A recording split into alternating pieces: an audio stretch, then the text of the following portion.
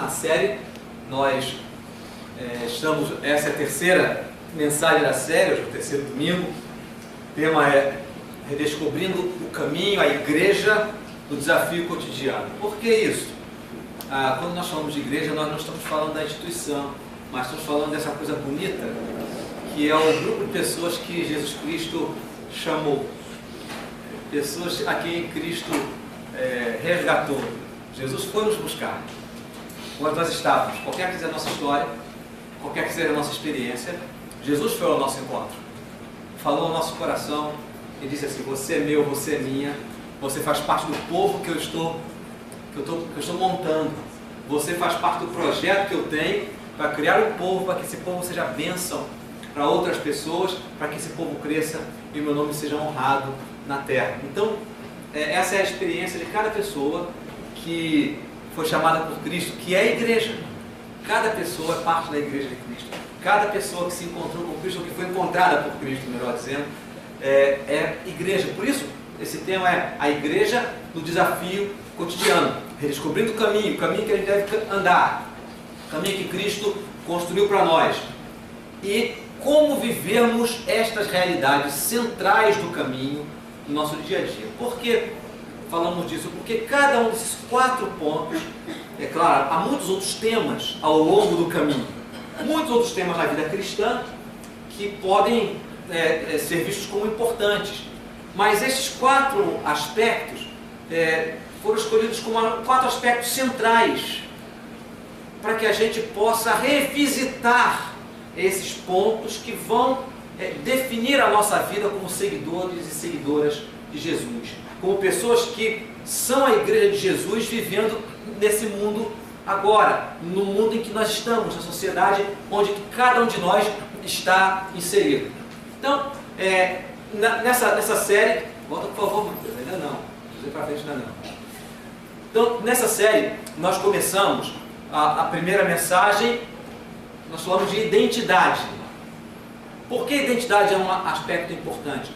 Porque nós precisamos relembrar quem nós fomos transformados, em quem nós fomos tornados. Eu nunca me esqueço uma frase do Martin Luther King, que eu já falei aqui numa outra ocasião.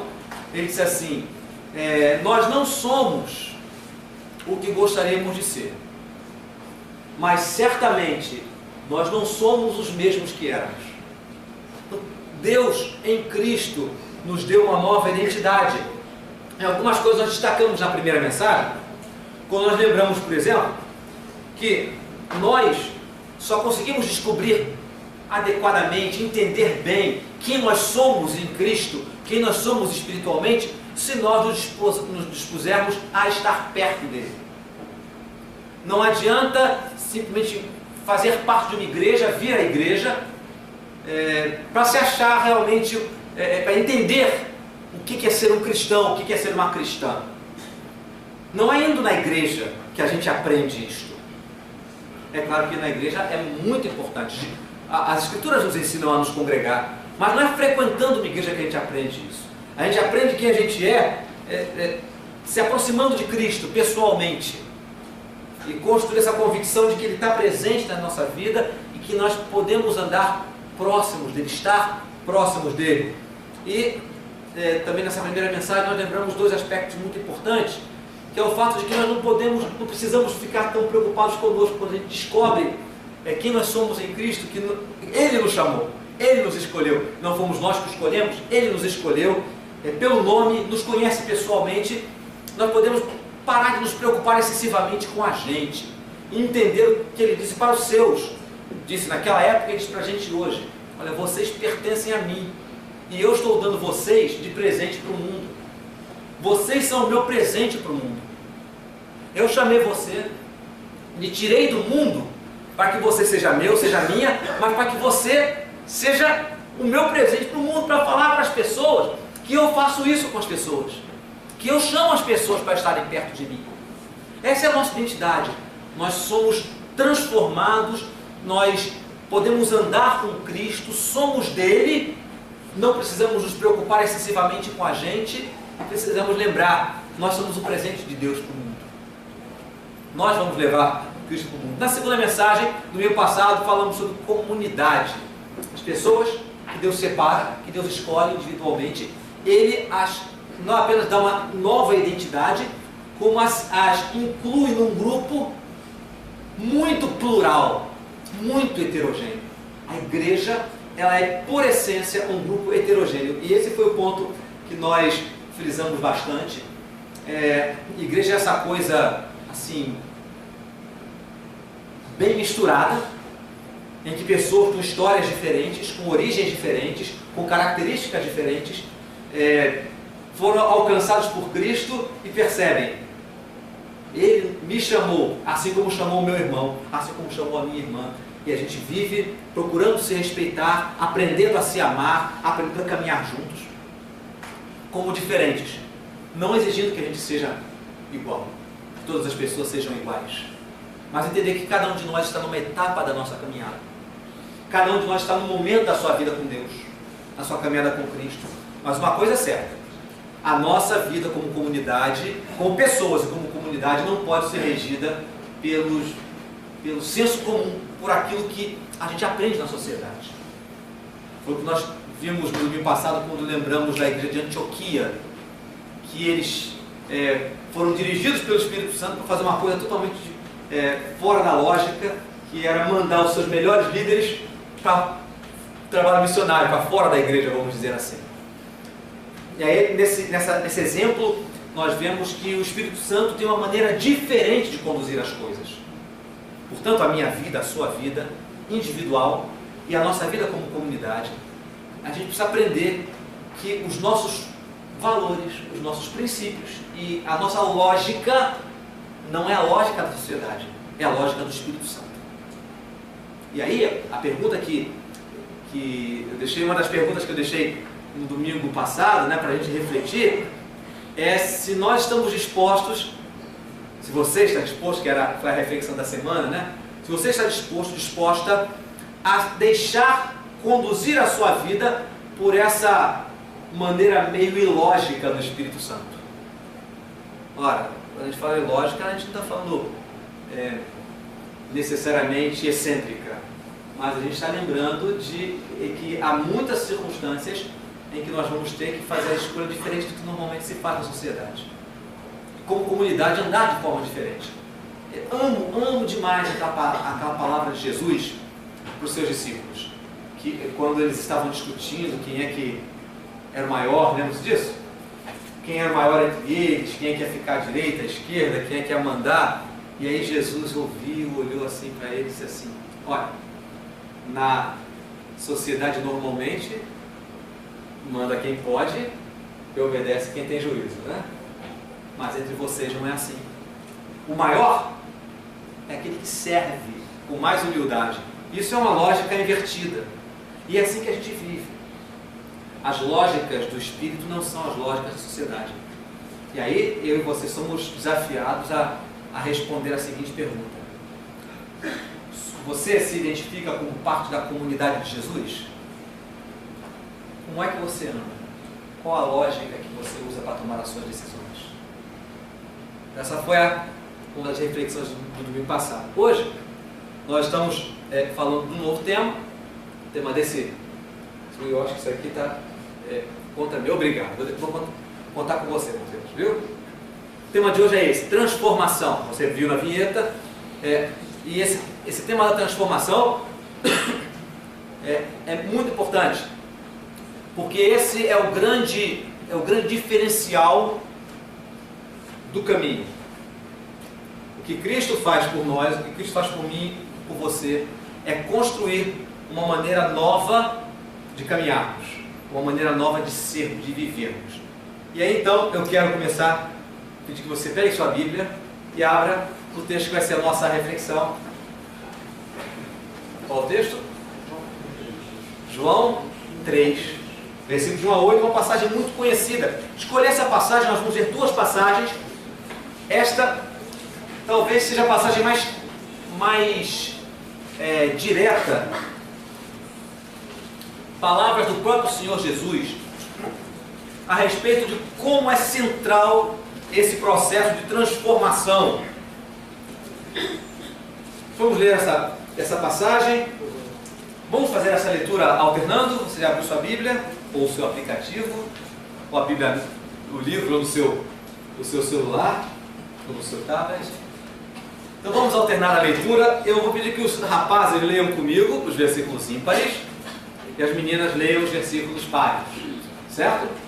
Então, versículo vai. Rapazes, comigo. Havia entre os fariseus um homem chamado Nicodemos, um dos principais dos judeus. Este de noite foi ter com Jesus e lhe disse: Rabi, sabemos que és mestre vindo da parte de Deus, porque ninguém pode fazer estes sinais que tu fazes, se Deus não estiver com ele. A isto respondeu Jesus: em verdade te digo, que se alguém não nascer de novo, não pode ver o reino de Deus. Perguntou-lhe Nicodemos: como pode um homem nascer sendo velho? Pode, porventura, voltar ao ventre materno e nascer segunda vez? Respondeu Jesus: em verdade te digo, quem não nascer da água e do Espírito, não pode entrar no reino de Deus. O que é nascido da carne é carne, e o que é nascido do Espírito é Espírito. Não te admires de eu te dizer, importa-vos nascer de novo. O vento sopra onde quer, ouves a sua voz, mas não sabes de onde vem, nem para onde vai. Assim é todo que é nascido do Espírito. Irmãos e irmãs, essa passagem é uma passagem tão conhecida, tão comum, e se a gente seguir, a gente conhece até mais a segunda parte da passagem, que é onde tem o célebre João 3,16. Mas esse episódio é um episódio tão conhecido, as expressões que Jesus usa aqui são expressões que são tão impregnadas na mente do cristão, pessoa que lê a Bíblia, que conhece a Bíblia, que acontece com essa passagem um fenômeno que acontece com as coisas com as quais nós estamos muito acostumados. Ela perdeu a força. Ela perdeu a força. Essa passagem é uma das passagens mais surpreendentes dos diálogos de Jesus. Jesus está conversando com alguém que conhecia bem as Escrituras. E as Escrituras naquela época eram o Antigo Testamento. Um homem que era um mestre da lei. No versículo seguinte, Jesus até chama a atenção dele, dizendo assim: você é mestre de Israel e não entende essas coisas? Você anda ensinando as pessoas e você não entende essas coisas? Mas eu acho que talvez até Jesus falaria isso para a gente hoje. Porque de tanto conhecer, de tanto ouvir essa expressão nascer de novo, se alguém não nascer de novo, não pode ver o reino de Deus, que isso passa levemente nos nossos ouvidos. Mas se você observar a reação de Nicodemos, um homem experimentado, um homem conhecedor da lei de Deus, conhecedor dos profetas, se você observar a surpresa dele, com atenção, talvez a gente consiga recuperar a força dessa passagem, entender melhor o que Jesus quis dizer com essa passagem. Então, repouse os seus olhos no versículo 3. Jesus diz assim: em verdade te digo, se alguém, nem em voz alta, se alguém não nascer de novo, não pode ver o reino de Deus. Bom, se para ver o reino de Deus é preciso nascer de novo, e ver o reino de Deus no conceito de Cristo, que Cristo trouxe, é estar vivendo numa relação de submissão a Deus, experimentar a presença de Deus, experimentar o poder de Deus, tudo aquilo que nós como cristãos falamos que é importante. Para Jesus é isso que significa ver o reino de Deus, não só no futuro, não só lá na frente, quando o reino de Deus se instalar definitivamente, mas experimentar aquilo que Jesus falou para os seus discípulos: o reino de Deus já chegou, o reino de Deus está dentro de vocês, o reino de Deus está entre vocês. É essa experiência, é saber, é conhecer quem é Deus, é entender que Deus é o Senhor, que Deus é o Rei, andar com Ele, estar submisso a Ele. Lembre-se que na antiguidade o conceito de reino é um conceito muito forte. Nós vivemos nesse ambiente democrático que era algo desconhecido na antiguidade. Democracia não é algo da época de Jesus. Quando se falava em governo, era autoridade, era submissão ao rei. E ao mesmo tempo, o rei, bom rei, né? Nem todos, mas o rei cuidava dos seus súditos. Então é entrar nessa relação com Deus de submissão e de também servi-lo e também ser guardado, ser protegido. É uma relação de autoridade e de cuidado também. Jesus fala, se alguém não nascer de novo, não pode ver o reino de Deus. Então o que Jesus está falando é que para ter essa experiência de andar no caminho de Deus, é preciso acontecer algo muito radical. É preciso que algo se passe de uma forma muito intensa. Então, o que Jesus está explicando é que a característica mais central de quem é de Deus é ter vivenciado um grande processo de transformação que ele descreve de nascer de novo, ou nascer de novo. O processo de nascer de novo, de transformação, é tão profundo, é tão radical, é tão intenso, que Jesus descreveu como nascer outra vez. Nascer de novo.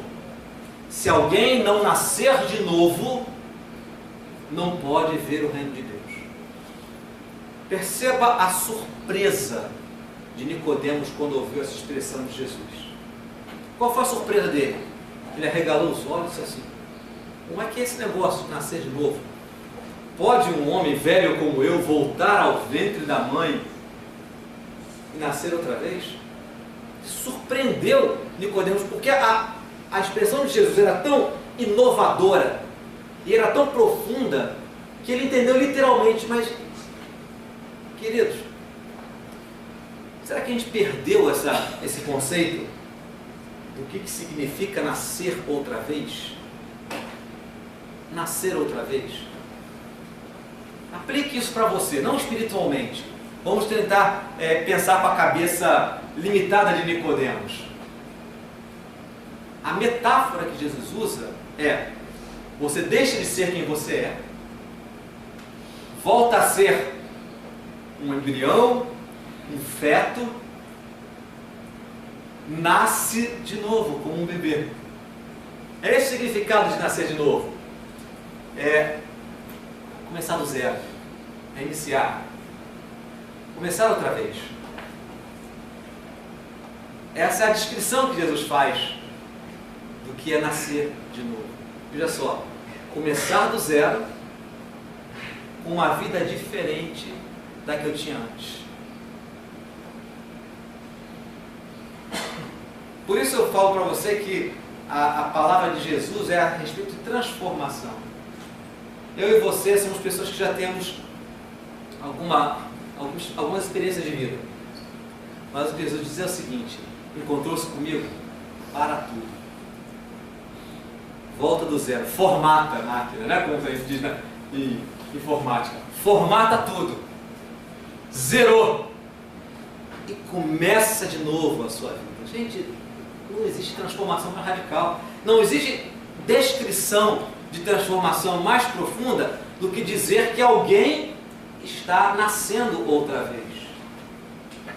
É isso que ele fala. Jesus fala: se você quer ver o reino de Deus, tem que acontecer uma transformação radical na sua vida.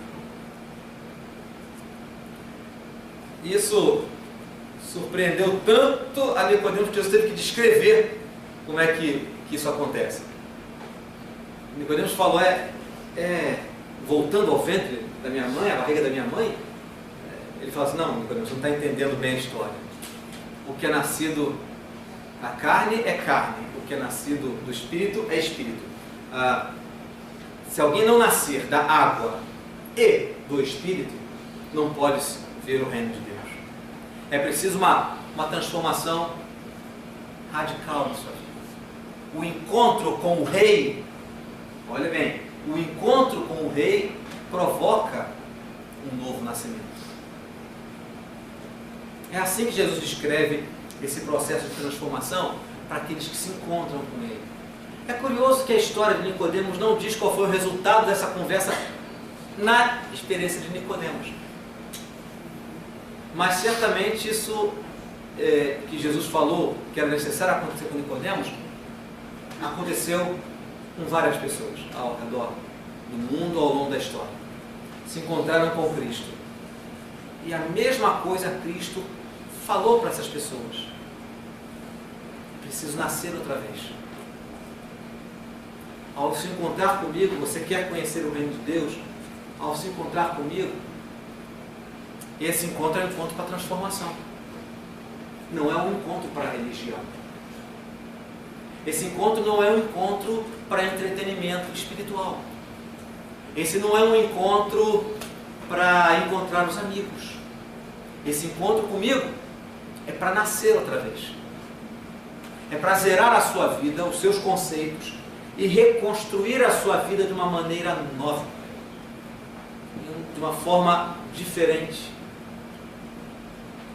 A palavra de Jesus para Nicodemos é essa: não se surpreenda, Nicodemos, de eu te dizer que você nascer de novo. E veja o que diz o versículo 8: o vento sopra onde quer, ouves a sua voz, não sabes de onde vem nem para onde vai.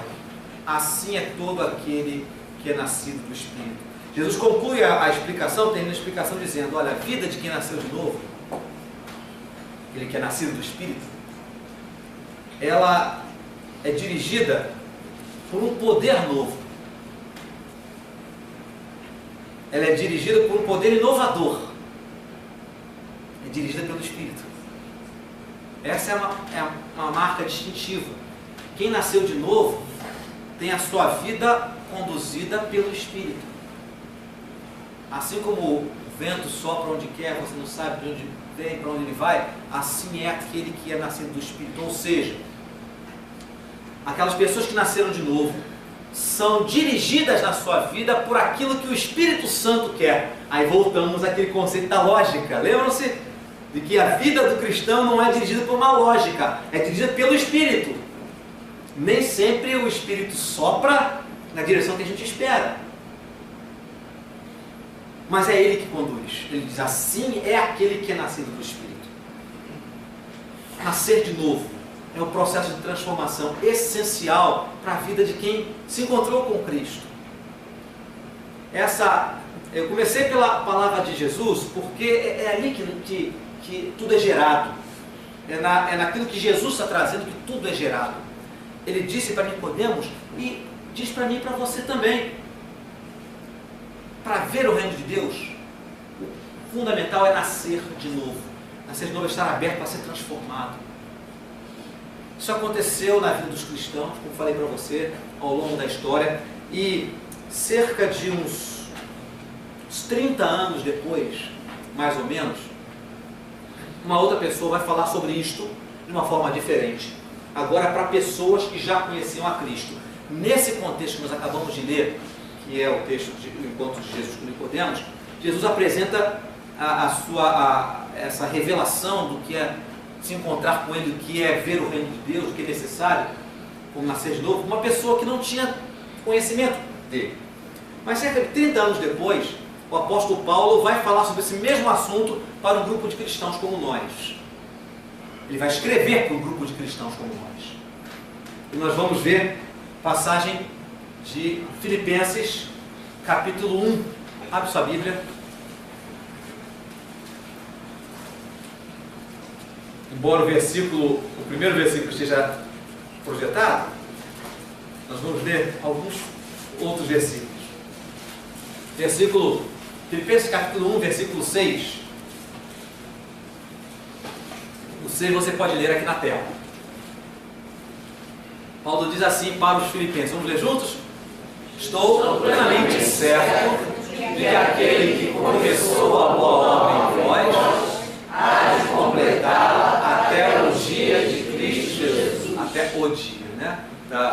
tem um Szinho sobrando aí. Paulo está falando agora para a gente que ouviu o Evangelho, entendeu que era preciso nascer de novo,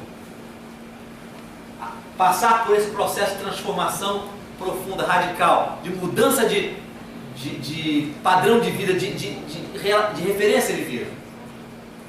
E aí então, agora Paulo está falando para a gente como eu e você.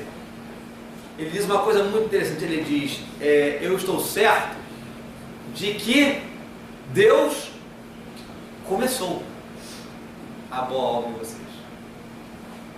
Ele começou a boa obra. Quando essa boa obra começou?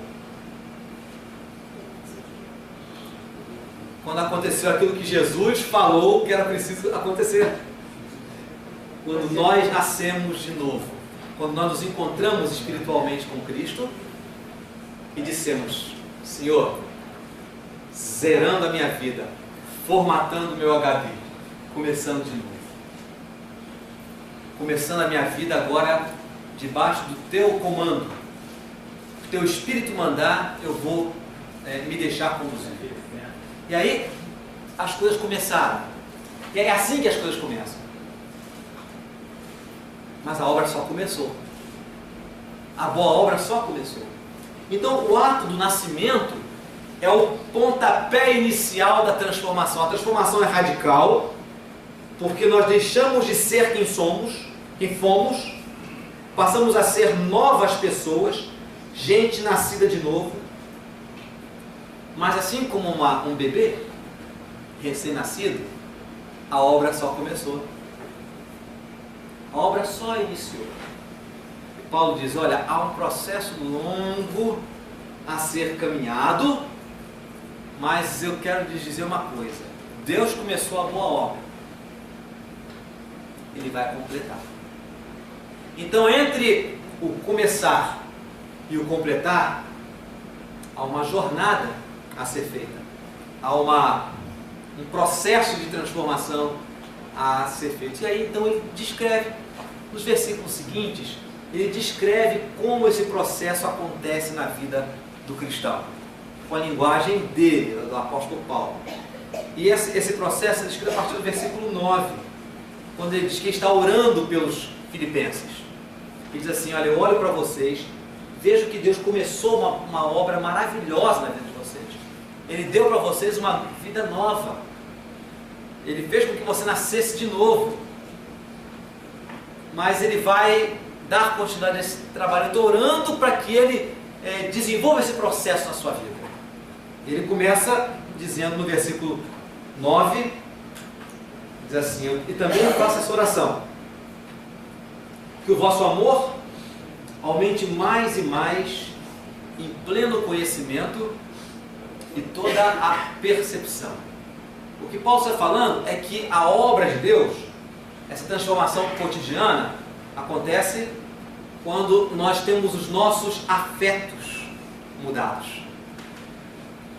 Os nossos afetos são mudados. Deus trabalha o nosso interior. E deixa eu lhe lembrar uma coisa. Só quem age de acordo com o instinto são animais. Essa semana eu estava lendo uma reportagem na revista Veja, do início do mês.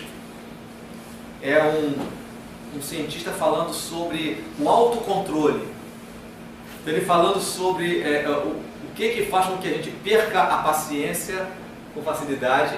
Ele diz que há uma parte do nosso cérebro chamada sistema límbico, que é nesse sistema límbico que estão assim os sentimentos mais primitivos, né? A ira, a fome, a pulsão sexual, são os sentimentos mais instintivos. Ele diz assim, o cientista falando, eu tenho trabalhado durante 20 anos estudando como é que a gente pode administrar melhor os nossos impulsos, baseado, eu resumiria naquela frase, numa maneira diferente de ver aquela frase, penso, logo existo. Ele diz assim, penso, logo posso dizer como reajo. Isso fala cientificamente de uma verdade bíblica, que a maneira como a gente anda no dia a dia está lá dentro da gente. São os nossos sentimentos, as nossas emoções, os nossos impulsos, o nosso interior que vai comandar como a gente vive no dia a dia. Se eu brigo com um colega chato no trabalho, se eu tenho vontade de apertar o pescoço, torcer o pescoço do professor que foi injusto comigo, isso está lá, vem de dentro de mim. Se eu torcer o pescoço desse bendito professor, alguma consequência social vai acontecer comigo. Então a maneira como eu vivo no dia a dia está ligada ao meu mundo interior. E é por isso que a ação do Espírito, a transformação do Espírito, começa nos nossos afetos. Começa lá dentro de nós. Por isso Paulo diz assim, eu faço essa oração, que o vosso amor aumente mais e mais em pleno conhecimento e toda a percepção. O que Paulo está dizendo é o seguinte: Deus age dentro da gente de uma maneira tão maravilhosa, conforme essa boa obra vai acontecendo em mim. Isso muda a minha maneira de ver a vida. Olha que coisa interessante. O vosso amor aumente mais e mais em pleno conhecimento e percepção. Se o meu interior é transformado, a maneira como eu percebo as coisas fica mais clara, fica mais evidente, eu me torno uma pessoa mais lúcida, uma pessoa mais capaz de caminhar nessa vida com firmeza, com segurança, com paz, com bons relacionamentos, lidando com as frustrações, mas isso depende da transformação que Deus faz dentro de mim e não da transformação da circunstância à minha volta. Você sabe muito bem que nós somos incapazes de controlar as coisas que acontecem à nossa volta. Muitos de nós temos sentimentos de frustração muito grande, porque não temos as condições de administrar tudo que acontece à nossa volta. Mas nós temos, com a ação do Espírito Santo, como trabalhar no nosso interior, para que a nossa visão da vida seja uma visão mais lúcida, mais clara, mais equilibrada, mais sensata, mais íntegra. Então o Espírito Santo trabalha em nós, transformando os nossos afetos, transformando o nosso interior, para que nós possamos ver a vida de uma forma mais consistente, de uma forma mais íntegra.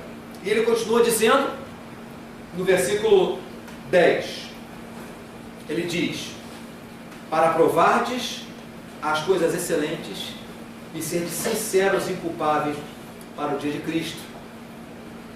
Há uma sequência no pensamento de Paulo, ele diz: eu oro para que vocês cresçam no amor, para que vocês possam ver a vida com mais clareza. E isso, na medida em que você vê a vida com mais clareza, é uma pessoa mais criteriosa, mais sábia para caminhar, isso vai lhe permitir fazer escolhas mais adequadas.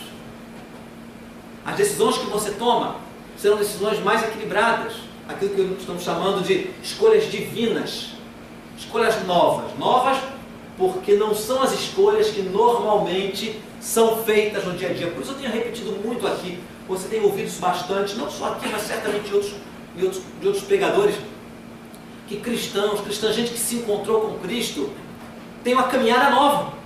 Não pode reagir, não deve, não precisa reagir de acordo com aquilo que é normal no dia a dia, que é esperado, reagindo com hostilidade diante da agressividade, da injustiça, ou sendo apático diante da dificuldade que enfrenta. Não precisamos ser assim. Não precisamos, exatamente porque o Espírito de Cristo está fazendo uma transformação dentro de nós. Então, o Senhor muda os nossos afetos. Isso nos faz ver a vida de uma forma diferente. Quando a gente vê a vida com lucidez, as nossas decisões se tornam mais equilibradas, as nossas escolhas são mais adequadas, são escolhas novas, diferentes. Não tenha medo nem vergonha de fazer escolhas fora do comum, de acordo com as orientações de Cristo. Tenha coragem de tomar as decisões certas. Então, esse é o mecanismo. Nosso interior, percepção ampliada, decisões adequadas, mais sensatas e mais equilibradas, e a consequência final está no versículo 11. Cheios de frutos de justiça, o qual é mediante Jesus Cristo, para a glória e louvor de Deus. Em outras palavras, o que Cristo nos permite, o que o Espírito de Cristo nos permite fazer é perceber os resultados dessa transformação na nossa vida. Veja essa sequência. Deus muda os nossos afetos. Isso nos leva a ver a vida de uma forma diferente. Quando a gente vê a vida com mais clareza e mais lucidez, as nossas escolhas passam a ser mais sensatas. Não sensatas de acordo com o senso comum, mas de acordo com as escolhas divinas, com a vontade divina. E isso faz com que a nossa vida seja frutífera. Seja frutífera. Às vezes a gente pergunta assim, poxa, a igreja precisa evangelizar mais, a gente precisa sair mais à rua, a gente precisa estar mais envolvido com a sociedade. É verdade. Não há dúvida nenhuma. Nós temos um aspecto comunitário em que a gente pode se envolver com coisas na sociedade que falem de Cristo. Mas não existe uma ferramenta evangelística mais eficiente, mais poderosa do que a vida de uma pessoa que foi mudada e que tem passado por esse processo. Tem o seu coração transformado, passa a ver a vida de uma forma nova, passa a fazer escolhas diferenciadas, escolhas boas, escolhas adequadas, e por causa disso, Cristo é visto através dela, através do seu comportamento. Essa maneira de viver traz resultados nos frutos que a nossa vida produz debaixo dessa transformação que Cristo opera em nós. O Espírito de Cristo opera em nós. É assim que a coisa acontece. Esse é o caminho de Cristo para mim e para você. O caminho de Cristo para nós não é o caminho da estagnação. Não pode ser. Nenhum cristão, nenhuma pessoa que certamente que passou pelo começo dessa boa obra pode ficar satisfeito em não ver essa obra tendo prosseguimento na sua vida. Esse é o nosso desafio dessa noite. É olharmos para nós, olharmos para a nossa vida e fazer essa pergunta tão decisiva, tão importante. Onde é que eu vejo essa transformação acontecendo em mim? Quanto tempo você está na igreja? Quanto tempo você está na igreja? Tem gente que nasceu na igreja porque deu tempo da mãe chegar na maternidade, né? Quase isso. Gente que foi criado nesse ambiente cristão. Foi esse o meu caso. Foi esse o meu caso. Tem gente que chegou no evangelho há pouco tempo. Mas olha para a sua vida. A gente não pode avaliar a vida de mais ninguém a não ser a nossa, não é verdade? Porque eu não conheço perfeitamente, adequadamente a vida de ninguém. A pessoa mais próxima de mim é minha esposa. E ainda assim, eu não conheço a vida dela como eu conheço a minha. Eu só posso avaliar a minha própria vida. Por isso, para nós, o desafio de hoje é esse. É olhar para mim, o tempo que eu tenho de evangelho, o tempo que eu conheço a Cristo. Eu tenho visto essa mudança acontecer na minha vida? Ou eu passei pelo novo nascimento, por uma transformação radical, mas continuo como um bebê espiritual?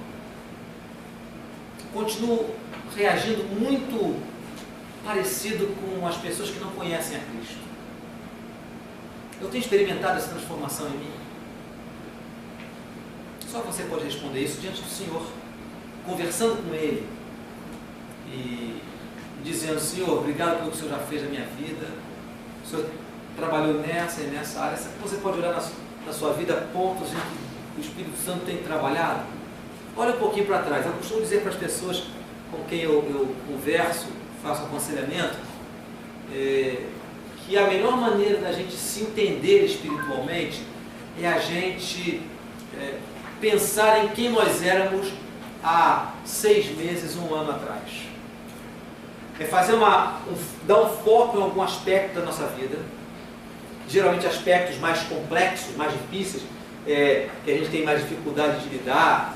Às vezes é o gênio, é o temperamento, é a maneira como a gente lida com as outras pessoas, é a maneira como a gente lida com o dinheiro, ou a preguiça, coisas da nossa vida que a gente conhece bem, e fazer uma retrospectiva, olhar há 6 meses atrás e olhar hoje, dizer assim, nessa área da minha vida, tão importante para mim, como eu tenho sido transformado, como eu tenho sido transformada.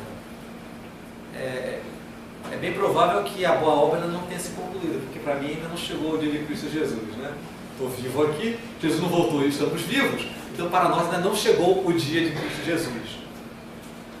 Mas até agora, olhando para trás, o que Deus tem feito na minha vida? Essa área da minha vida que eu preciso de tanta modelação, como tem sido a transformação de Deus na minha vida? Nós estamos prestes a participar da Ceia do Senhor. Essa é uma excelente oportunidade para a gente fazer essa reflexão. É uma oportunidade preciosa para a gente se colocar diante de Deus e perguntar, pensar em alguma coisa na nossa vida. Geralmente são as coisas que mais nos incomodam, que nós sabemos que são mais calcanhares de Aquiles para nós, nossos pontos fracos, questões que estão nos atrapalhando a caminhar na vida. Dizer, Senhor, quero fazer uma retrospectiva nessa área da minha vida. Preciso de transformação. Então vamos ter esse tempo de oração, nós vamos cantar esse louvor, Me Refrigero em Tua Presença. E uma canção simples, né? Tem poucas frases, são 4 frases, né? A turma do louvor estava comentando, são apenas 4 frases. Me refrigero em Tua presença, nada é melhor que estar junto a Ti. Restaura a minha alma, renova o meu ser, bom é estar, Senhor, bem perto de Ti. Vamos cantar aí, pode estar aqui? Então vamos cantando. Eu queria que você refletisse sobre isso, né? Se coloque diante de Deus, preparando para esse instante de oração e reflexão. Tenha confiança na presença do Senhor, há refrigério, não há cobrança. É uma coisa fantástica, é que embora essa transformação seja fundamental para nós, ela não vem do Senhor na forma de cobrança, ela vem do Senhor na forma de presente, porque ser mudado é melhor do que a gente pode experimentar com Cristo. Então cante isso como uma oração e depois faça a sua oração, revendo sua vida, considerando o que tem sido a sua caminhada, se você experimentar transformação na sua vida.